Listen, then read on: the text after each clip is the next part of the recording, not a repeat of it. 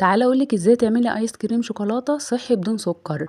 طريقه سهله وبسيطه خالص، وهنزينه بالشوكولاته وبالمكسرات. هجيب عندي موز مجمد واحطه في الكبه بتاعتي، واحط عليه كمان علبه من الزبادي بتاعتنا. موز مجمد عليه علبه من الزبادي، ربع كوبايه من الكاكاو الخام، كاكاو خام اسباني يكون لونها غامق عشان تديكي نتيجه كويسه، واربع او خمس حبات من التمر، التمر الطري بتاعنا، ومعلقتين من اللبن البودره. نضيفهم كمان عليه بيديكي طعم حلو، ودي اختياري، ومعلقه من كريم شانتيه الخام، ودي برضو اختياري. اخد المكونات دي كلها اضربها مع بعضها في الكبه بعد ما احط لها رشه من النسكافيه عشان تديكي طعم وغناوه الكريم الايس كريم اللي بالشوكولاته. بعد كده نصبه مع بعض في الكاسات او الكوبايات بتاعتنا، ونزين وشه مع بعض بسوداني، بشوكولاته، بمكسرات، باي حاجه موجوده عندك. انا هنا زينته بسوداني وبشوكولاته خام سيحتها على بخار ميه مع معلقه من الزيت. لايك وشير لو عجبك الفيديو بتاعي.